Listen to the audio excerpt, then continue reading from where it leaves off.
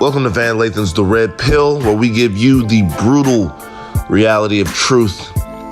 Today's guest, a mogul.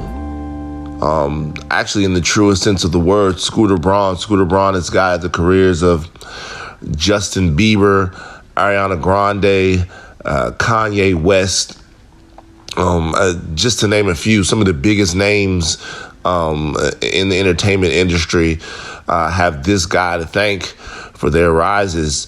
Now, me and Scooter have a very interesting history together, which we're going to talk a little bit about on the podcast. We're also going to talk a little bit about his history and how he went from being a party promoter in Atlanta to perhaps the biggest manager in all of music. We're going to talk about what Jason Weaver, my guy, had to do with Scooter Braun becoming who he is, and also just how he sees the world, man. It's interesting to see what a guy who basically guides other careers thinks about the way that social media, the way that, sort of fame and celebrity is affecting how we view our society. Is he still going to run for governor? How did he feel when Justin Bieber, someone who he is very connected to, not just professionally, but personally, was wilding out? All of these things Scooter and I are going to talk about. But before we get to that, I just want to say a couple of words. Scooter Braun, one of his biggest clients is Ariana Grande. Ariana Grande, of course, was connected to Mac Miller for a long time. They dated, and we recently lost Mac Miller last week. Mac Miller passed away. It's very important that people out there know that no one in the industry had a bad word to say about Mac Miller, and that's you typically get that response when someone first passes, but in this case, everyone who was alerted to this news reacted the same way, because the kid was such a genuine gentleman, such a nice guy, such an unbelievably sort of light-seeking soul. And, everyone who was in his aura in any way is very sad that this happened. Rest in peace, Mac Miller. The culture misses you. I know your family and friends miss you. Let's pop some pills and get into Scooter Braun right now. Got you. By the way, there are so many people I did not realize that you managed when I was doing prep. Like who? Like the Zach Brown band. Mm-hmm. The Zach Brown. You managed the Zach Brown band. Yeah. So like, are we on? Yeah, we're on right now. Oh, we started. Okay. Yeah, we've started. We've started. Like the Zach Brown band will be the first thing that we will discuss.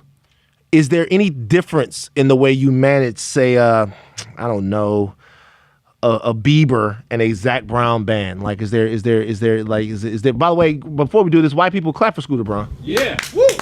I gotta tell y'all something real quick. Real quick, I'm gonna tell you how I had my first conversation with Scooter Braun. This is very important. It's a very important story for me. I was on TMZ Live, completely railing against the idea that this man, Scooter, should run for governor. Now, if you guys know entertainment, of course, you know who Scooter Braun is. I'd say, most connected to Justin Bieber. Yeah. But a wide array of people that you manage. Ariana, yeah. Ariana Grande, a bunch of people we talked about. Some people I didn't know that you managed. And I'm saying there's a story out that you have your eye on the governor's mansion, and I am on. Well, that was the story. There were people that wanted me to do it. There were people that wanted you to do it. Yes. And I am on TMZ Live going, yo, this is a terrible fucking idea. This is ridiculous. This is how we got. And all of a sudden, there's on the other end of a phone. Harvey goes, here, this is a guy wants to talk to you, and it's you. And we had like a 30 or 45 minute conversation where you kind of played out why you felt the way you felt about politics and about society in general. Before we get into anything else. The funny thing was, I didn't even want to run for governor. Right. But I was confused on why you would think it was so inappropriate without even knowing anything about me. Right. So I decided to get on the phone, call you up, because I knew I could. and say, look, before you pass judgment, now that I've heard you pass judgment, let's have a conversation about it. And by the end of it, we were friends. Yeah. So, And then you told me to run. Then I said after listen. By the way, people are laughing at that. That never happens. No one ever changes Van's mind. I always come in there, but I guess why did you think it was so important to make that call? I think the honest truth was at the time I was working through my head whether I was interested in something like that, whether it be running at that point or just politics in general. And for me to see you so adamant against it, I wanted to understand if I had a conversation with you, which is something I'd have to do on a mass scale, if I ever decided to point my life in that direction, I wanted to see how that would go. I wanted to, I think the same way I've marketed in music, I kind of look at everything in my life as a conversation with an individual is as important, if not more important, than with the masses. And you should treat the masses as if you're having an intimate conversation with one individual.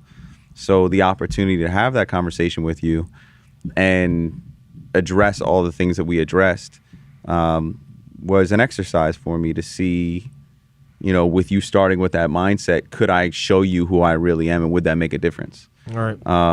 And I had respect for you and how I had seen you carry yourself at different points within the job of TMZ. Right. So once we had the conversation, I think we both found out a lot more about each other. And it's the exercise I feel like right now we're missing in politics in general. Like people don't take the time to have a conversation with someone out of a place of respect when someone differs with their opinion. Right. And I want to pride myself. I decided not to go into politics, right, but I still pride myself in being one of those people that will always do that. Why did you decide, if it's such a necessary conversation and you do it so naturally, what was the decision not to go into politics about? A couple of reasons. One, I have unfinished business within my business life. Two, I have young children, and I feel like at this point in my life, it's unfair to do to them, this young. I have a 3.5-year-old, a 1.5-year-old, and a daughter on the way. Oh, wow. Congratulations. Thank you. So I just felt like right now I got to focus on my family and focus on my business. And then I also had this like weird thing in my head of like going into politics would be an egotistical move because you're promoting yourself. And the funny thing was my friend pointed out to me that once I go into politics, I don't make money anymore, really. Right. And That's true. And I'd actually be going against myself and the fact that I have a very good situation right now in my company where I make really good money, and I'd be giving all that up. Which the funny part, that was the one thing that didn't hold me back. I'd have no problem. I made more than I ever thought I was gonna make. Right. And I'm very satisfied financially with where my life has ended up at 37. Yeah. So, if I was going to politics, though, what I'd want to do is I made a bunch of investments in some companies years ago, and they're heading towards IPO, they're heading towards sale. I'd want to see all those things get there. Then I'd want to go completely liquid so people knew that I couldn't be bought. Right. But I also didn't have ties to companies. 'Cause I feel like that's why a lot of people voted for Trump. Because there were people who felt like he can't be bought. I want someone who can't be bought. I heard somebody that I really expect say that exact phrase. And what they didn't realize is he stayed involved in all these different companies. So there's a lot of conflict still within his life. And he had no intention of changing that. And I think what people were looking for, he just isn't that guy. Right. And if I was to go into politics, I'd want to represent that I can't be bought, but I also have no more ties. So I could be coming from an objective place. And it wasn't the time. I was 37 years old, and I'm still looking constantly to find those leaders that I can get behind. Right. 90% of the time I'm disappointed. Right. Yeah. And that's why I still think about it from time to time. But right now I got to focus on what's in front of me. My main problem that I had with the idea of you being governor was the sort of intertwining of celebrity and politics. And the reason why I've soured on that is because of how celebrity elevated Donald Trump to the position that he's in right now. And I feel like he's a little bit in over his head as the leader of the free fucking world. Now, you deal in celebrity. That is your job. It's part of my job, Part of your job. How do you feel like celebrity right now is affecting the political and social landscape that we live in, because it seems like to me a lot of the people, even some of the people that you manage, have an inordinate amount of influence over our daily lives like they've never had before, to influence what we read, what we eat, what we wear, all of this stuff. Probably why we ended up in the position where he's president. Right.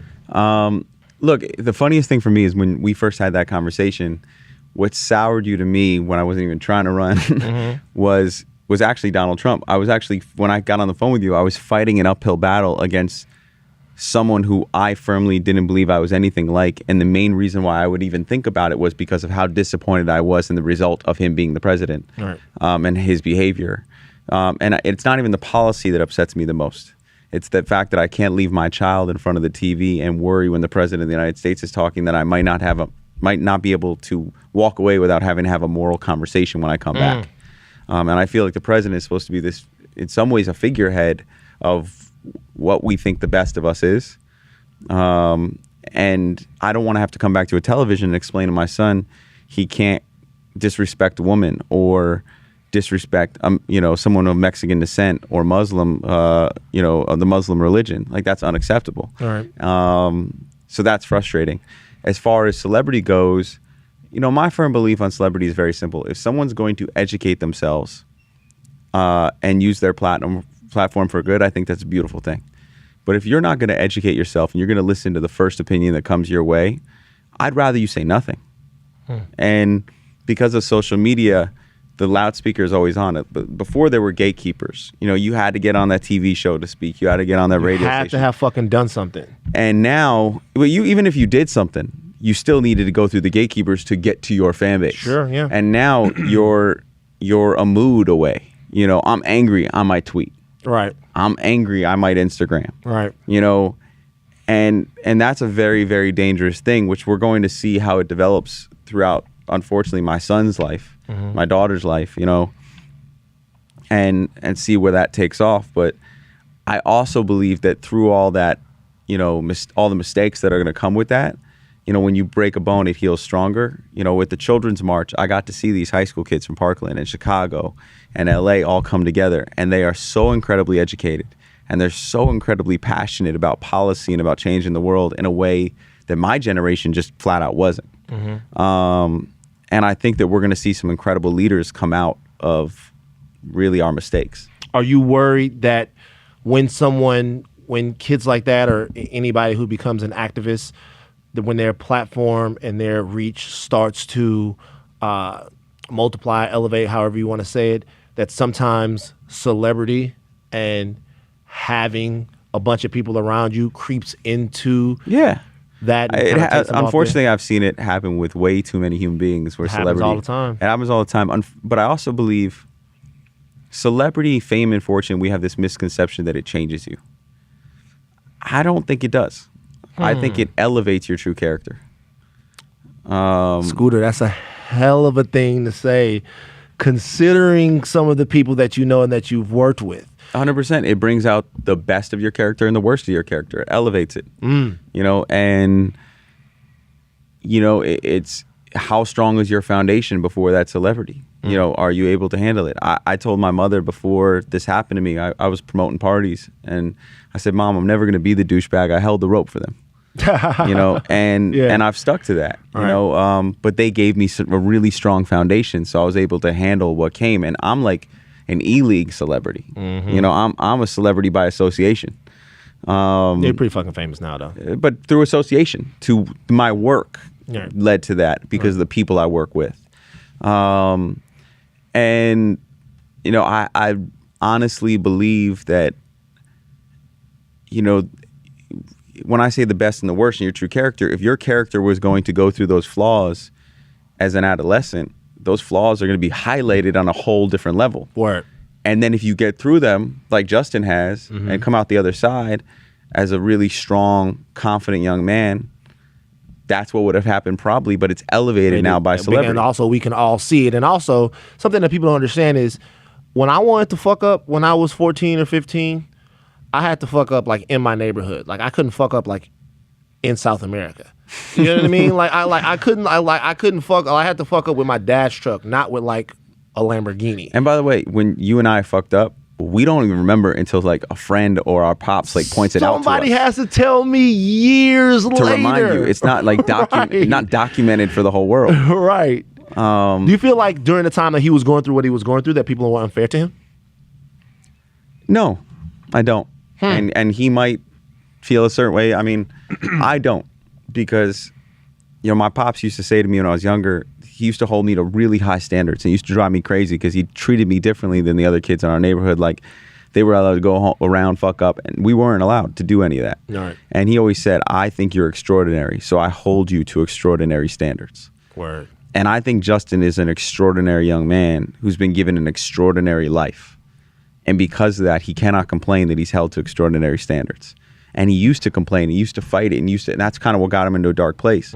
But when he accepted his responsibility and took a hard look at himself and not what everyone else was doing, that's when he owned it and he got healthy and he got better and he made the choice to change. You could totally see it on him now. Like he seems like a completely different person. Was there ever a time that you looked at him and be like, yo, we lost this kid?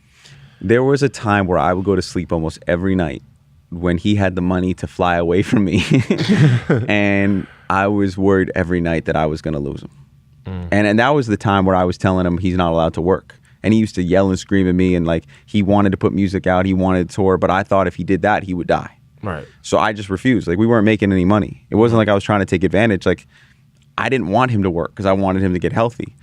So when you say lose him, you thought... I thought he was going to die. I thought he was going to go to sleep one night and have so much crap in his system that he would not wake up the next morning.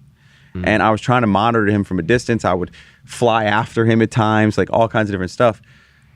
And there's a lot of times where people give me credit for him changing, or people on my team. And I don't think any of us deserve the credit. I think that he made a conscious choice for himself to change. I think for a year and a half, I failed miserably trying to help him because for a year and a half, he didn't change. And I made every effort you can imagine. I went to Al-Anon meetings. I'd fly chasing him. I'd do this. I'd manipulate other people to be here, to try and move this here. All this, none of it worked. It wasn't until one day he woke up and said, hey, I need to talk to you.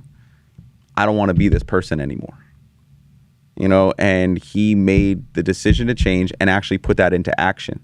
And the result is who he's become today. And that is a result of his own decision, no one else's. Wow. So there has also been a spiritual awakening that's going on with Justin. How much of that do you think, plays a part into kind of who he is now? Look, I think everyone kind of has to go on their own spiritual journey. I mean, my own personal religious beliefs is that we're all on a path to enlightenment, but no path is the same. I think that as human beings, we are not built to be worshipped. I don't want to get too deep here, but I think that's a higher... Get as deep as you need to. Austin is enthralled over here. Look at Austin. Austin's about to fucking cry. I just think like that's for a higher power. Sure. And I think as human beings, we're not made to be worshipped. And I think when we start to get worshipped and we start to accept that worship, that's why you see so many famous people lose themselves. Because when people are chanting their name night after night and they start to believe it's really them, whether that be a politician or whether that be a musician, they lose themselves in that moment and think it's really them. Yeah. And that's when our system breaks. That's what the funny thing for me is when you become a superstar, it's actually easy to maintain the superstar. It's the hard part is getting there. Right. But so many superstars destroy themselves, and it's because they're accepting the worship, in my opinion. Yeah. And I think when you understand that even with all that praise, you're actually supposed to serve, you're supposed to pass that energy on, that's the only way you survive. And I think that's what's changed for Justin. He now understands he's there to serve. He's there to help. What Ariana did in Manchester, she took that. That was something different. But I'm saying, she served. Like she took that pain and she served. That was not just serving. That was fucking brave. I agree. To go back, if you guys don't know what I'm talking about, obviously you guys know the Manchester incident that happened during an Ariana Grande concert. And how long was it after that she went back on that stage and performed again? 2 weeks to the day. Give it up right now. Watch out looking at me. Clap. Good girl gets up there like right away. What goes into that? Are you not in that situation? I know that she's serving and she's living on her purpose. Are you not worried? Are you not concerned? Is that something that she she felt like she had to do? So what happened was when the attack happened, it was in Manchester. Our show was 2 days later at the O2 in London. So I actually was in LA getting on a plane to meet her in London. It wasn't at the Manchester show. Right. And I started getting phone calls. And at first I thought it was a prank. I'm like, someone said bomb. People trampled each other running out. There was no bomb. Because that's what people started feeding back. And as the hours kept going by, it just kept getting worse and worse. And now it was a bomb. And there are people who are dead and there are children who are dead. And you just couldn't make it up. And then you had a decision to make of, do you keep her there and fly to her, or do you bring her back here? And we got a lot of criticism at first from people saying she left. But that was because the Greater Manchester Police and the British London Police told us, look, there's nothing she can do here right now. We knew we weren't doing the next show. And it's probably better she leaves while we try and figure this out. Right. So we flew her to her grandma's house in Boca, and I flew there and met her when she landed. And I'm a Holocaust survivor's grandchild. Like, both my grandparents were in the camps. So I've been hearing about this kind of evil my whole life. My family's very small because everyone was murdered in my family by this kind of evil. And I used to have fantasies of fighting back. Right, of getting your shit and going and mowing down a bunch of Nazis. 100%. And when this happened, that anger came to the surface. And I was like, oh, you chose the wrong show. Right.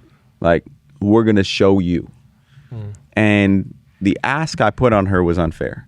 I'm flying to meet her at grandma's house in Boca, and I'm walking in we need to do a show now. Right now. We need to go back. We need to go back and show them that you can't break us down. And that's how we answered. And she looked at me like, I'm never going to be able to sing these songs again. I'm never going to be able to wear these costumes. I can't go on that stage. Are you insane? Hysterically crying. And I realized how incredibly unfair the ask was.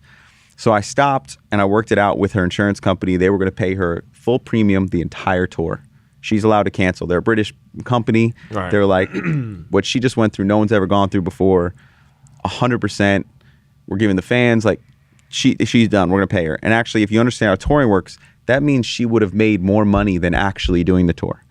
Why? Because she has no overhead now. Oh, because she doesn't pay nobody. Hasn't have to pay anybody. No dancers have to get nothing. It's free money for a whole tour. Yeah.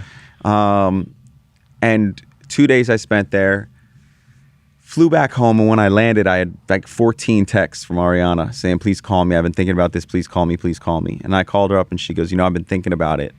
And I know I said I can't do these shows anymore, but I thought about what you said, and if I don't do this, these people died in vain, and I am not who I say I am. So I want to go back out on the road tomorrow.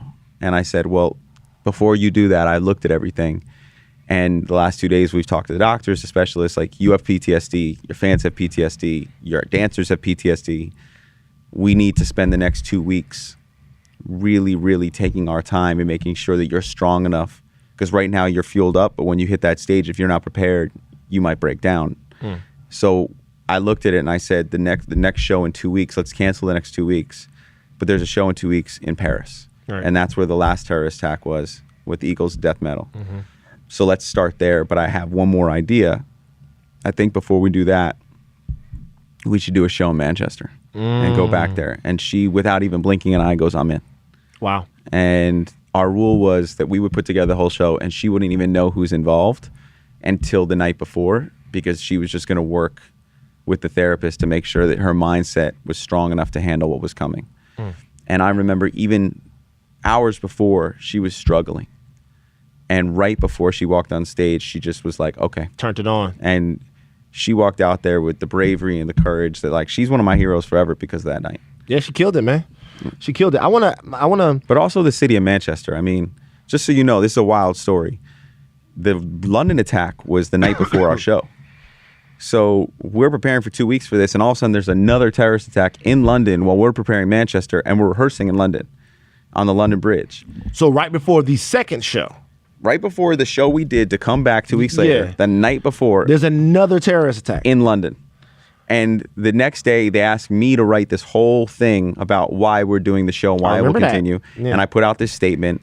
And an hour later, the Greater Manchester Police referred to my statement to show the show's going on, but said, please beware, the terror alert is at high and there is, quote, likely going to be another attack. That is what they literally likely quote likely going to be another attack. Yeah. And I'm thinking I'm showing this live on the BBC, live on Twitter, live on Facebook, live on YouTube. The whole world's watching. No one is going to come. If I have children, we would stay in our home and watch the whole concert for the comfort of our couch. Yeah. Because the government just told us likely going to be an attack. I thought no one was coming. And at 5 o'clock when we started, 60,000 people were in that stadium, packed, to show the world that they would not be messed with. And that's why I say, like, Ariana and the city of Manchester and all those artists that show up, those were the heroes for me. Right. And those kids in the hospital that we met, I mean, it was one of the most important things I'll ever do in my life. Yeah, it was incredible, man. Where'd you come from, man? You know what I like? Because I know some manager types. To be honest with you, I never really much liked them. You know what I mean? I'm seriously. I know a bunch of different manager types. You got to spend more time with me. You won't like me either. Well, maybe, but I never really much liked them. But where'd you come from? I also heard I heard that Jason Weaver, a guy who doesn't get a lot of respect out here in these streets as much as he should. Shout out to Jason Weaver, a legend. Simba in The Lion King, the voice Jason Weaver. I heard he had a lot to do with kind of you, like you kind of getting to where you are, man. Let's show love to Jason. Let's show love to Jason Weaver right now, man. You know what? White people, y'all clap for Jason Weaver right now. You know what I'm saying? The best part of what he just said is behind the camera there are 3 white people and one black man, and every single time he says white people clap, 3 white guys clap, and the one black man literally does not clap. He just sits there staring at us like he didn't say me. That's not just any black man though. Boo, get on the mic. You know, Mike, like this guy this is an artist. Remember Philly's Most Wanted? Remember that joke? Yeah. One of Philly's Most Wanted there, man. There you go. So you don't need to clap. No, I do need to clap though. No, he didn't ask you. Just make a good point. Yeah, he's now an artist. This is he wants to come here and be a part of the podcast. Give it up, clap. White people clap. Yes, sir. Again, the same thing happened. Jason Weaver. Jason Weaver, just take us through the beginning of how Scooter Braun became Scooter Braun and what the hell Jason Weaver had to do with it. I went to play D3 basketball in Atlanta, Georgia. Get the fuck out of here. Oh, you play basketball? That's funny. You see what Scooter just did? You're one of the guys who plays at the gym. You see what Scooter just did? So y'all see what Scooter? That was cute, man. Talks about his glory game from 7th grade. Cute. Scooter just came in. Scooter, that's adorable. Scooter get that me on some basketball shit. Yeah. You played D3 basketball, okay? I know. I mean, for the little bit I was in college. But yeah, I played AAU basketball. I was gonna sit the bench on some D1 program and said no. Went to D3, realized no one even cared there. So my best friend was Jason Williams, who's playing at Duke and killing it. So it was shout out to Jay Will. That's my guy. Does. Yeah. And I basically walked by this club called Chaos in Atlanta. We used to be in Buckhead when Buckhead was the spot. And I asked this guy if I could throw a party at his club. Would he give me any money? Because I saw he was empty. And he said, well, how many people can you bring? And I said, how many people can you hold? He said, 800. I said, sure, 800. I'd never done it before. And he was looking at me like, you're crazy. You're not going to be 800 people. And I went out and made up a name for a company called Kryptonite Entertainment because I like Superman. Yeah. And I made Kinko's flyers. And I got every cute freshman girl I know to pass out my flyers. And the next week, got 800 people there. And the guy was blown away, gave me some money, and at the party, Jason Weaver walked in, and he was watching a majority white crowd listening to hip hop, and that didn't exist in Atlanta at the time. Right. If you guys don't know Jason Weaver, I gotta say this: Jason Weaver played young Michael Jackson. Played young Michael Jackson in the VH1 movie. In the VH1 movie, The Jacksons, One Call Away, this Chingy featuring Jason Weaver. He was the singing voice of Simba in The Lion King. He was young Simba. He was on a show called Thea. He's done a lot of work. Drumline. Jason Weaver's a big deal. And his first cousin is Tricky Stewart, the producer. Lying. Producer who made Baby with me. I never even knew that was a thing. That's how I met Tricky. Jason introduced me. Okay, finish the story. This is the shit I like, by the way. So Jason came and he goes, do you want to see how the other half lives? Because he introduced himself to me, and I was like, the other half is and I niggas? said, I didn't say that, but he said, I said, what do you mean? He said, black people. Right. And to me, that was something I was very used to being the minority. Because you have a bunch of black friends. Well, I played on an AAU basketball team where there was that means you had a bunch of black friends. Yeah, but on my team we were 3 white kids and everyone else was black. So right. And you travel every weekend together. And then I have 2 adopted brothers who are black. Really? Yeah. Your parents adopted some black people. Yeah, and you know the best thing we do? My favorite thing to do is... Throw alley-oops to them? No, when that too. But when me and my brothers are together, people say, "Oh my God, it's amazing that you guys adopted these 2 kids," and we like to stop them and say, "No. I was adopted You were for their adopted, family." right. And then you see the weird face that people make when they don't want to show their racism that they inherently didn't realize they have. Yeah. And they're like, "Oh, yeah," because they want to say like, "What happened at that agency?" Yeah, why? But yeah, so I was like, yeah, sure. And he took me to a guy named Alex Gidewan's party at Velvet Room on Tuesday night, which used to be the spot in Atlanta back in the day. And Alex was so fascinated to see a white kid at his party. Like, he just used to let me in free every week. And Alex had a little stutter, and he's still like the king of parties in that scene in Atlanta. And now he owns nightclubs. He started off as a parking lot attendant. Ethiopian immigrant who was a parking lot attendant, America, and now baby. has became one of the biggest club owners in the country. And Alex used to say, whoa, let the white boy in. Nah. And I used to throw my parties on Thursdays and then go spend all my money on Tuesdays impressing people, make them think I made it, so they would come to my party on Thursdays. And Jason really put me on, and meeting Alex is how I learned how to promote. Word. What was the first artist that you got? So I had a bunch of artists before like I really broke one. I had these guys. I had this artist named Kato. I had an artist, the Bama Boys. And for a bunch of different reasons, it didn't work out. And then this guy, Jerry Smokin' B, used to be the program director at Hot 97 in Atlanta back in the day. He was friendly with me, and he said, "Man, if you put all this effort into an artist that you believe in, that no one else believes in, I think you're going to break an artist." And I said, "What do you mean?" He goes, "I think you're trying to sign what everyone else wants you to sign and not what you want to sign." And I was working at So Def at the same time. I was the VP. Oh, word. I was 20-year-old VP at So Def. So like Anthony Hamilton was my project. We did Jaquan. Tipsy. These records is bringing me Anthony Hamilton, man. Bone Crusher. Coming where I'm from. Oh, Austin. For 5,000 black points right now. Name Bone Crusher's big hit. Damn. Anybody in the room right now?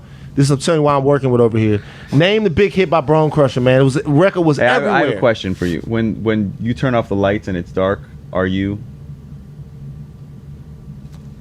fill in the thing? Do you ever get when you're alone in the dark? If Freddy Krueger came up to you, would you be Scared. Yeah. scared? And then the movie with Justin Bieber was called what?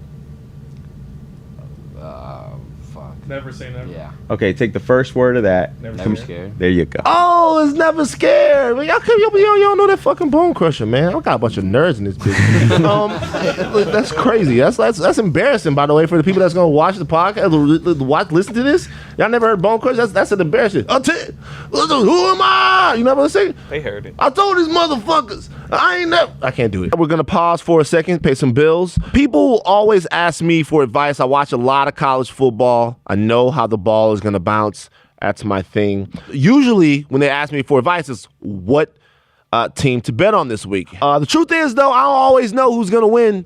I gotta be real. Sometimes I'm just going with my gut. But if you think you know, you got to check out my bookie. You got to trust me. These guys are your best bet this season. They've been in business for years, have unbelievably great reviews online, and their mobile site is super easy to use. Not to mention they have in-game live betting and the most rewarding player perks in the entire business. Plus, for you fantasy guys out there, you can even bet the over-under on how many points a fantasy player is going to score each game. That's some hardcore betting right there. So lay down some cash and win big today. You win, they pay. Join now, and MyBookie will match your deposit dollar for dollar. Use the promo code PILL when creating your account to claim up to $1,000 in free pay. That's MyBookie. And don't forget to use the promo code PILL when creating your account to claim the bonus. You play, you win, you get paid. So you were working there when you had all of those people. I worked in that, then I had artists on the side. The Jerry Smokin' B gave me the advice. And then I said, okay, cool. I'm going to find something that I understand. And I was throwing all these college parties. So I found this kid on MySpace that didn't even have a mixtape. And but he could rap. And he was wearing flip-flops when I met him. I flew him down to meet me. He was wearing flip-flops, and I was like, okay, this is a kid who like comes from this world of college kids that I know who can really rap, and that's when I signed Asher Roth. I love And college. I love college, and that's where it came from for me. Understand that world, him understanding that world, and then 4 months after that, I found a kid on YouTube singing, and I told Ludacris's manager Shaka Zulu that I had this idea for finding an artist who reminded us of what Michael used to do, which was have an angelic voice and sing love songs. Because as adults, we're so jaded about love, but when we hear a young voice sing them, it kind of brings us back to when we believed in it, and that was Bieber. So, and then after that, we out of here, baby. Well, I just really focused on that for a long time, and then decided at one point, okay, I'm gonna sign different acts, and then I decided to sign acts that I could break within a year.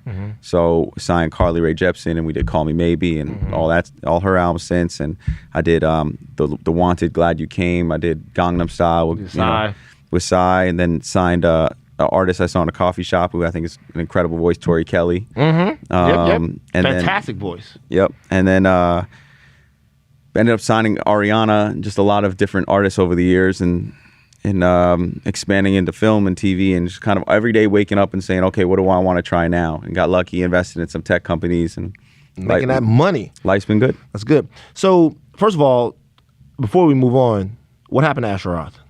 Asher was the first artist where I understood you can only push someone as far as they want to be pushed. Asher's going to be my brother for the rest of my life, but after he was young, I Love College happened. There was a lot of hype. People call him Next Eminem, all these different things. That was the thing. Yeah, and he didn't want it.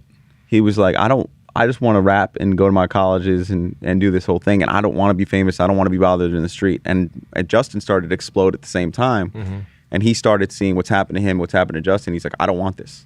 He's like, when you found me, I wasn't looking for it. I was in school to be a school teacher. That's literally what he was in school for. And to this day, he'll still do his shows. He'll make his money playing I Love College and some of the other stuff in the mixtapes.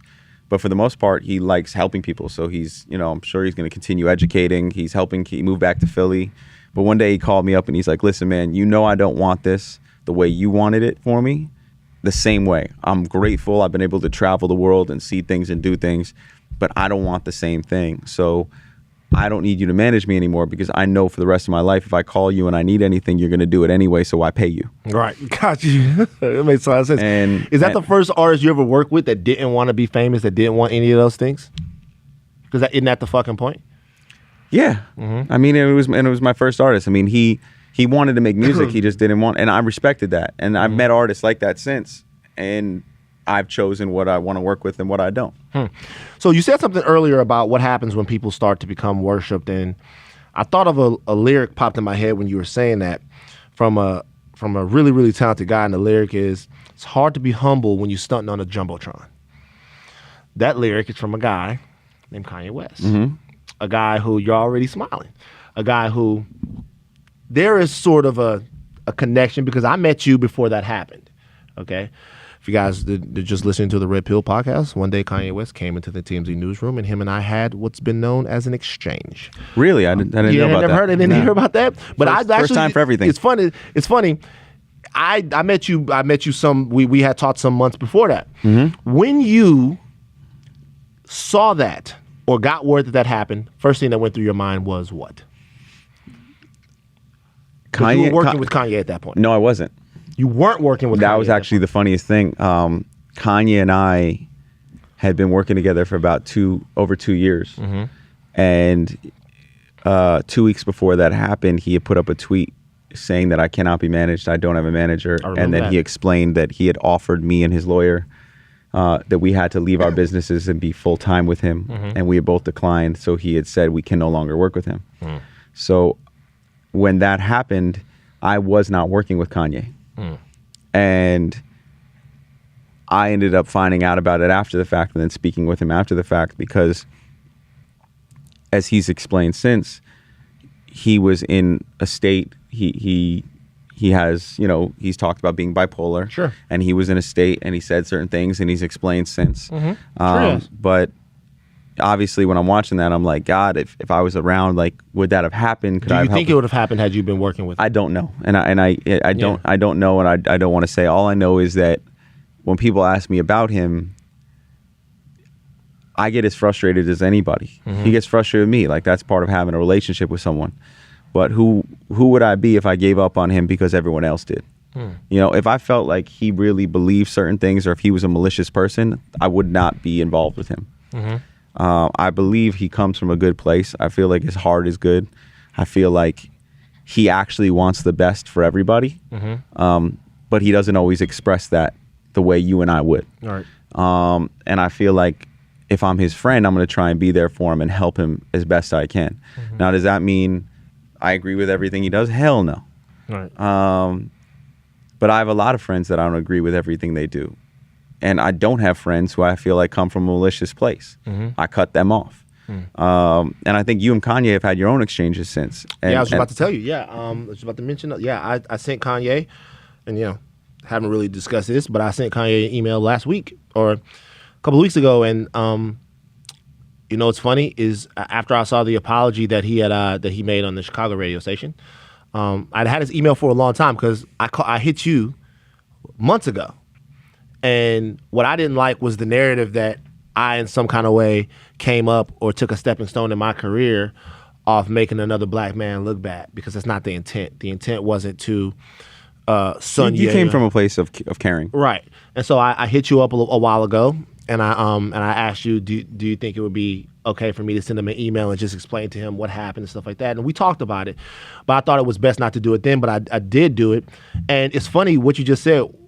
In his apology, what I saw was that no matter what he said and how fucked up it was to me and how it came off, no, in the initial thing that he said, no matter how fucked up it was, the apology was sincere, and you could see that it was sincere, that it hurt him to know that he had hurt people.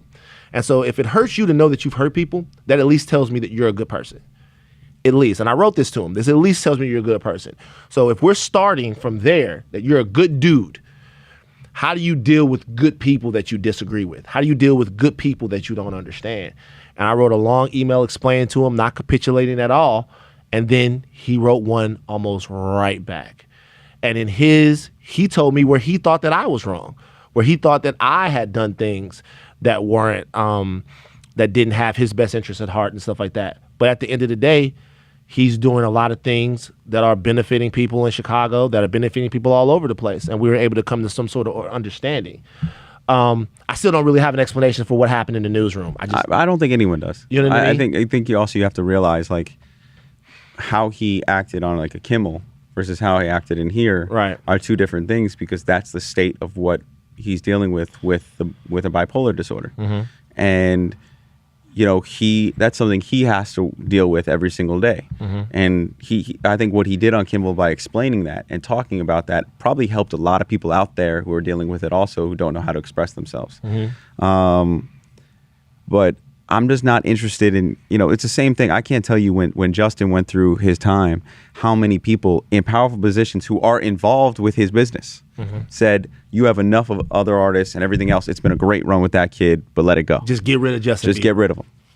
He's poison. Nobody fucks with him. Like, let it go. And mine was like, I'm not built that way. Right. I don't believe you give up on someone when shit gets tough. Like, that's when you find out who your friends are. It's easy to be someone's friend when they're on top. It's easy to be someone's friend when everyone loves them. Can you be someone's friend when they fuck up? Right. When they need you to be a friend? And I don't mean need you to be a friend by telling them that they're okay, that they didn't fuck up. Like, it's all good, do whatever you want. Can you look them in the eye and be like, hey man, you know why you're down there? Because you did wrong. And here's how we fix it. And you need to own that. Right. That's why I get frustrated with sometimes this town and this business, because we just write each other off so quick. Right. And you asked me where I come from. I come from a different set of values that I think you share. I come from two parents who grinded for everything that they had, and I feel like that put a chip on my shoulder, because I was the first person to grow up, not with a trust fund, but with means. I knew when I went home, everything was provided for. Right. And I wanted to prove that I could earn it on my own. Right. But I also know what I come from. I know that my grandmother worked in a sweatshop when my dad grew up. I know that my grandmother was in Auschwitz, my grandfather was in Dachau, that my dad, had to grind it out in Queens, and my mom grinded out with, a single mom because her dad died when she was 11. And I've had so many blessings in my life. It'd be crazy to be someone who just thinks I deserve them. Right. So. Or give anything less than 100%, right? Yeah. Because a lot of things. Too many sacrifices were made for too me many not sacrifices that were made. Like a lot of things that go on with me, and a lot of reasons why I get so keyed up is because I had like old black people like, you know, talk to me when I was a kid. Like they were like my great grandfather, God rest his soul, my grandfather, my grandmother, God rest their souls, that would, you know, it's in South Louisiana. It's hard. It's a hard life if you black in the 40s and the 50s. You know what I'm saying? It's a hard life, and they would tell me, "Yo, they're happy to see me thriving and enjoying freedom." You know what I mean? This is the 80s, but still, it's much better than what they had it, right? Mm-hmm. But they also want me to know, yo, just to let you know, I could have never done this. Like, this wasn't a thing for me. Like, you over there, like, my grandmother would see me playing with some of my friends, and they were, you know, there were some white kids, and she would just be like, it still blows my mind to see this. It still blows. You know, it's funny on a very different scale. Mm-hmm. My grandmother used to get shocked that I would be open about being Jewish. Really? She just couldn't. She was like, be quiet. That you didn't want to hide it. She was like, you should be quiet. It's dangerous. She used to tell me that. Damn. And I'd be like, no, I am who I am. Like, right. You made me. Like, I'm not, you know, and I also understood that was her victim mentality of what she went through. Mm-hmm. And I wanted to break that cycle. Right. And by the way, just to reverse a little bit, even now, I get nervous when I talk about a Kanye or a Justin in public. Wow. Without them being here. Because I feel like I'm interpreting their story, but it's still their story. And I'm trying to show them respect. So you're asking me these questions, and I'm trying to like tell the truth, but also show them respect. Because I never want them thinking I'm trying to take advantage of a situation or explaining them in a way they wouldn't appreciate. All right. You know, it's a delicate dance. It's a delicate dance, but it's always, I can always look them in the eye and say, I did it from a place of respect. You know, but I'm also not going to change. Like, I got criticism because I put up a Instagram of Drake the day after Kanye's album came out when I was with Kanye in Wyoming, when he asked me to come back and help put out the album. Instagram of Drake. Yeah, because I said that's my brother and I love him and everything else. Because Drake is your brother. No, like that, like he's my really close friend. Like Drake is. Yeah. Now that's interesting. No, but hear me out. And I'm not going to go into that too much because I have no interest. Right. But my point was to be like, there's drama over there that day. That isn't my drama. I'm gonna love you. I'm gonna love you, and that's what it is. And I'm fine with being public about that's so hard to do. And by the way, you know how many people on both sides were like, "Yo, what the fuck? Yo, OVO, yo, good music, yo." It's so hard to do. But at the end of the day, I'm gonna look at both of them and be like, whether I agree. Like, there are things I didn't like, and I was really clear to one side what I didn't like. Right. I didn't like hearing somebody say certain things about my friends. Right. I didn't like hearing someone talk about my friends in a certain way. And I made that very clear, and I wasn't going to associate with that. Just to be clear, you're talking about you didn't I'm not going to talk about but what I'm going to say is, when I put that up, that was me publicly saying, I'm not going to pretend like I don't have love for this person, and I'm not going to be loyal to this person, even though I'm standing over here today. And I think as a friend, that's always the most difficult position to be in. 100%. But by the way, you know what I learned from? It was my parents. We had a family friend who went through a horrible divorce when I was a kid, and everybody was choosing sides. You always have to choose up in a divorce. No, not my parents. Your parents didn't choose up? My parents chose the kids. They said, we're going to be friends with both of you. And if you have a problem with that, too bad, because you got kids and we need to choose those kids because they need some stability. They need to know that we're not choosing the mom or the dad. We choose them because you put these kids in our life and we love you guys. And if you guys are going to be assholes to each other, that's fine. But we're not choosing between the two of you. We love you both. And for your kids, we're going to show we love you both. And that stuck with me the rest of my life. That, you know, when people say like, yo, you ride with me. Now, if somebody punches my friend in the face and I don't know the person punching him in the face, I'm going to be the first one to throw the next punch. Yeah. But if two of my friends get into a fight, you gotta break it up and try to piece it up. 100%. I'm not interested in choosing sides. You think Ye and Drake are ever gonna get over I'm not this? commenting on this. That's between them, and now I'm gonna stop the rest of that. You're not bringing me into this. I was just listen. I was just asking if they're ever gonna be able to get over it, because it seems kind of petty between two giants. But we'll see. You know, these rap beefs. Here's the thing about rap beefs. I'll say this right now.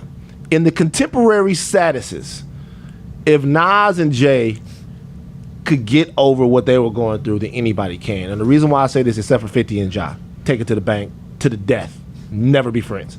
50 and Ja will be shooting at each other from the fucking old folks home. It'll never happen.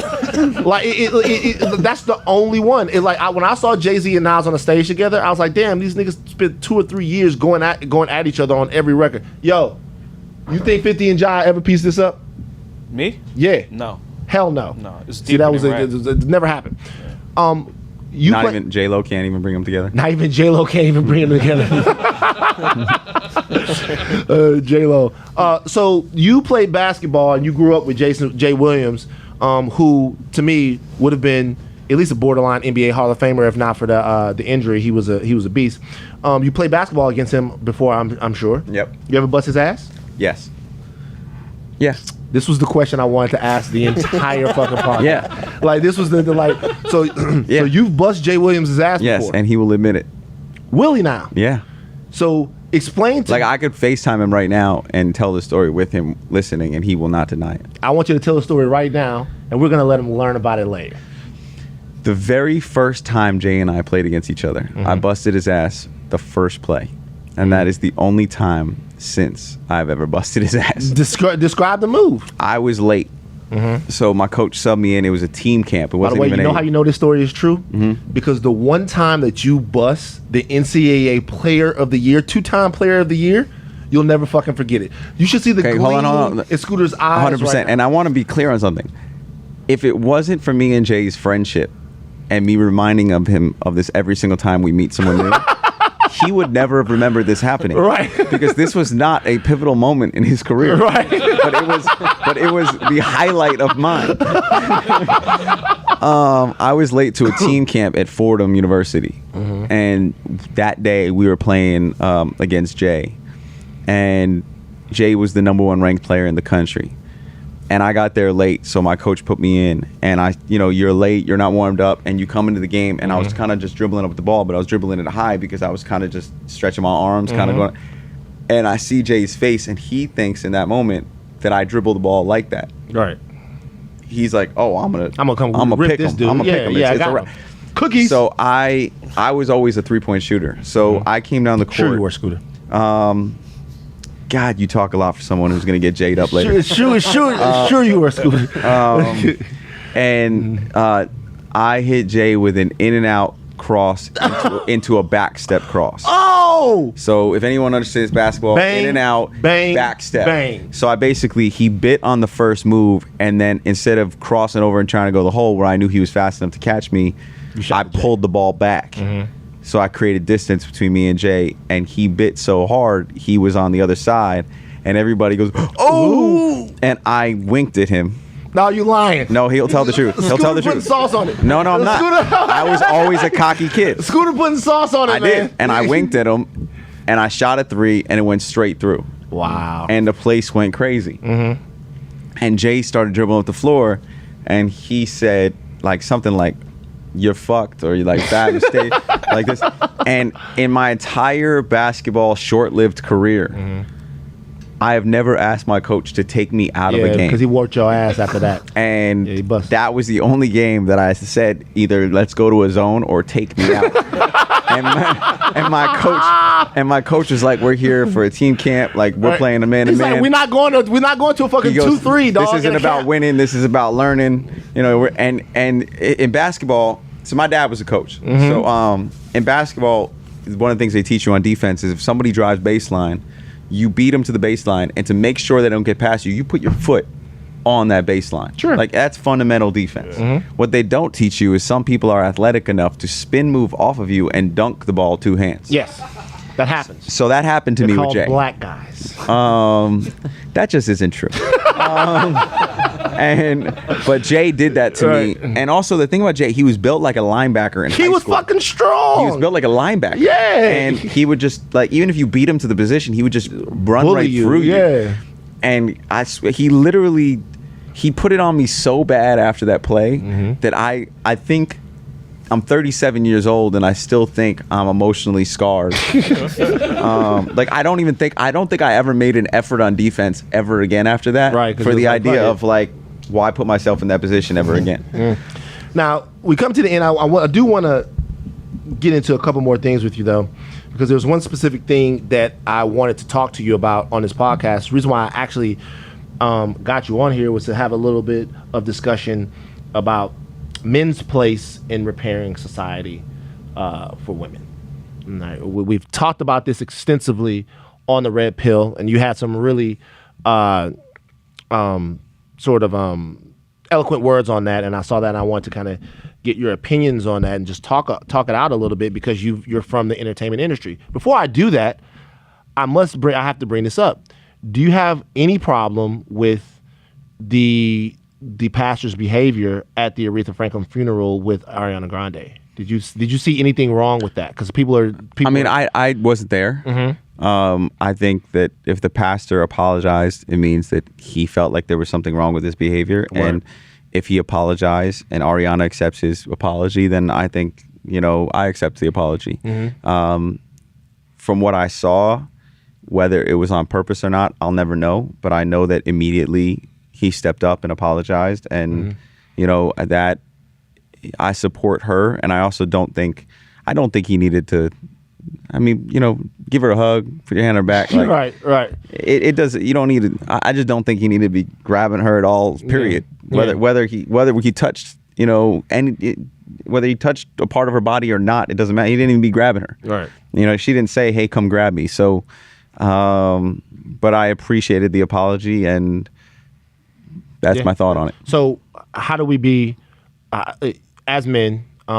Because not even specific to that situation. I just think as men, sometimes we assume that we're invited, and we're not always invited. And yeah, definitely not. You guys are laughing, but yeah, that's true. Like, we're not always invited. We're not invited. We also need to listen more. Mm-hmm. Like, I just think, like, even in politics, I see it like men, the louder we talk, the more we think people listen. And we as men just need to start listening more. Like, I think I could try to offer the best advice I can, but the best advice I can offer for this issue is, instead of us trying to assume or talk out what we think we should do, we should just go to a woman and say, "Hey, I need to educate myself, so I'm going to shut up for the next hour and just listen to you." How do we change our behavior? Exemplify behavior that young men can look up to. I mean, I think that when I came into the music industry and just the entertainment industry as a whole, you think of an entertainment executive and you think fast women, fast cars, that lifestyle that we perpetuate out there.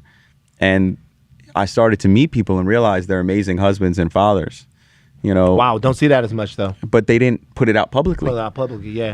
They felt like, oh, it's my family, I'm guarding it, everything else. And I saw Jeffrey Katzenberg as this. I saw Lucien Grange as this. I saw Richard Branson, who we look at as like some kind of sex symbol. But the truth is, he's been married faithfully to the same woman for years and has raised 2 adult children, and they adore him, But I didn't know that. I knew him as the guy with the naked girl on his kiteboard. This girl on his kiteboard, on private island, all of that stuff like that, looking like a villain in a James Bond movie. And the funny thing was, I realized, I was like, how can we expect young men to change if we're telling them this is a picture of success? Mm-hmm. We're telling them right from wrong, but then we're telling them this is a picture of success. We're telling them, I said this the other day on something, that money doesn't matter, but by the way, this is the eligible bachelor list, and the top 10 we base on net worth. All rich. And I think if we want to change young men's behavior, we have to start with ourselves and how we want to portray our image and success.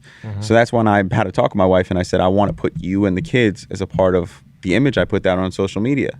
I want to talk about you guys in interviews. I want people to know that being a good father and a good husband is my priority. And that's what I find to be success, so that the next kid who comes in sees that and wants to be that, not the guy in the Ferrari with the young chick, that he can use as a trophy, And I think what I'm starting to see is I meet young men who are coming up to me. They're saying, "Hey, I see what you have. I want that. I want the kids. I want the wife. And by the way, not any wife. My wife is tough as hell. Nah, she's actually a pretty impressive lady. Yeah, my wife's the founder of F Cancer. Yep. Mm-hmm. Fuck cancer. Yeah. And she's built multiple businesses. Like, she's much more impressive than me in my opinion. She don't even need you, Scooter. No, she doesn't. And no, that's the truth. Out of here. That's the truth. But I think, like, how can you blame young men who are trying to figure it out for their behavior if you aren't showing them anything different. You know, it's the same idea as Rich Dad, Poor Dad. And if anyone hasn't read the book, they should. And it talks about, you know, if you give examples to a kid in a certain neighborhood, he's going to want to live up to that example. You know, and I think that's what we need to start. One, we need to listen to women. That's the first place we start. Right. And then secondly, start giving an image to young men that's worth living up to. Word. All right, listen, y'all give it up for Scooter Braun. You know, we're going to have Scooter Braun back. Listen, here's the thing. I'm going to bust Scooter's ass in basketball pretty soon. And when I do it... Do you have like a Boris DL game? Like, Jesus Christ. You got that backup mid-level? Nah, I mean, I can do... By the way, I love Boris DL, by the way. But you know, he's a very versatile player. You know why he said that? He said that because I have a Boris Diaw body. Exactly. And so he kind of put me in. Yeah, that's pretty much why I said it. But here's the deal, though. I can give you buckets kind of anywhere you need me to give you buckets on the court. You know what I mean? So I'm just putting that out there. And kind of a small guy, so it's gonna be a physical game. You know what I'm saying? Yeah. So, you ready for this? I mean, you remember what I was talking about earlier about like perpetuating an image? Right. When I do that, I try to strive to like be great. Right. So when I meet young kids, I speak to them like children. So when we get out on the court, what is he about to I'm say? going to play you like a child. Because, you know, it's one of those things. It's like, this is foolishness. Right. And I'm not going to get angry or like get excited. I'm just going to be like, foolishness. Okay, right. good. I got you. Give it up for Scooter Braun, y'all. Wait, I got to say something before we're done. I want to tell you why I did this. Why you did this podcast? I do. I want to give you some credit. Sure. So white guys, you've been having to clap the whole time. When I'm done, the one black guy, he can clap. No, the real reason I did this is how much respect I have for you. Oh, and you know, I get asked to do a bunch of different podcasts and different stuff, and many times by people I know, and you know, we have a publicity firm that works for us, and they're always telling me, "No, you're doing too much." Like, and I think the way you've chosen to handle yourself it's funny because it's hard for us to be critical of ourselves. We're always hard on ourselves. And when you called me that day because of what happened with you and Kanye, and you said, you know, I don't like the idea that people might think I did that to further my career, I think that was you being critical of yourself and maybe hearing like 3% of the actual population talking about it. I think the way I saw it, I think most people saw that as someone who was educated, who was concerned, who was coming from a real place, and is never afraid to speak their truth.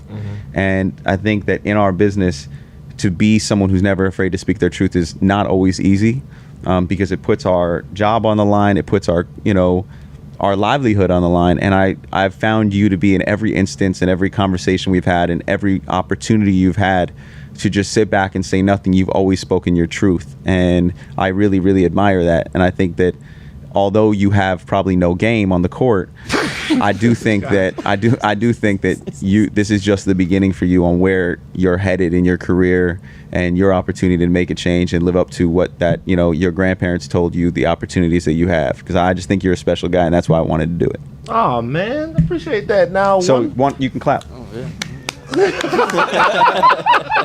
We out.